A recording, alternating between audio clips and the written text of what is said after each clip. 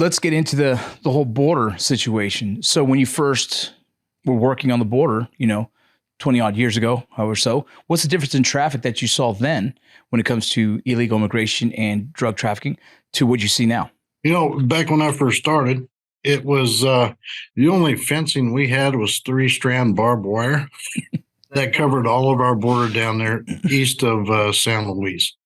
You did have the old landing mat fencing down by the city of San Luis, which was put up, and that was pretty much it. But back then, we didn't see a whole lot of what we're seeing now. And you're not seeing the cartel exploitation back then like we're seeing now as well. So it's all about money for the cartels. What we did encounter was the cartels starting to steal tractors from our farmers and drive them into Mexico. You had that criminal element from the transnational criminal organizations that were coming over, stealing cars, taking them into Mexico, retrofitting them to help smuggle narcotics into the U.S. When you didn't have any infrastructure out in the eastern desert along the Barium Goldwater Range, we were recovering stolen vehicles that had been stuck out there. They were burned to the ground by the cartels and the smugglers. And that's when we started to see an increase in that activity back then it was marijuana. It was a real big thing. And what was really a concern for us was the fact that the U.S. attorneys were not charging these individuals for smuggling narcotics. So Border Patrol agents were just, as a result, were only able to seize the narcotics and then turn them back. That's way back when that they were dealing with this. They would just seize the narcotics and then send them back across the border, voluntary return, because the U.S. attorney wouldn't charge them. And that was back under Sheriff Ralph Ogden when I worked under him. So, and what we did is the sheriff, and I continue it to this day, we cross-deputized federal officers from Border Patrol, so that if the U.S. attorney wouldn't charge these individuals for smuggling narcotics, then they could charge them through the state process, acting under the color and authority of the sheriff. This way, there was 100% consequence delivery. Each and every one of those individuals that were arrested received at least a minimum sentence of 2.5 years in prison.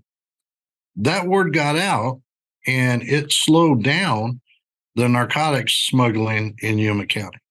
So that was the first thing that we did. We also had to find grant monies to actually buy gates to put up along the farm fields and the canals to prevent the cartels from stealing the farm tractors, because the insurance companies were basically letting our farmers know that we can't keep paying you for all these stolen tractors. We're going to have to drop you in your insurance. We couldn't have that happen, not in this community. So that's why we ended up paying for the fences and the gates, and then the Bureau of Reclamation installed them for us. So that's the kind of partnerships and working together. And we were dealing with I don't know if you've ever heard of a rape tree. No. Okay, so the smugglers of humans would basically, along our river corridor, because there was so much non-indigenous plant life, you could conceal yourself easily in this brush along the river corridor. So you couldn't see them. And we were advised by some individuals that there was a rape tree, which we didn't know back then what that was either. So the smugglers would bring across a group after they paid into the U.S. down there along our river corridor. And when they did reach into the U.S., then the smugglers would actually rape the women.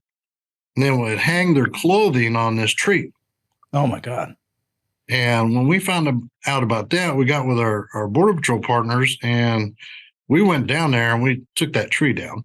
And the second thing was the Border Patrol was able to get funding so we could go down there and get rid of all that non-indigenous plant life that was down along the Colorado River, to cut all that ability for the criminal element to be raping these women and children down there on the border and then hanging their panties and bras on this tree. That was when we started experiencing a lot of the cartel stuff. So on that's on the Baja California side. we have the Sinaloa cartel on their southern part, south of San Luis.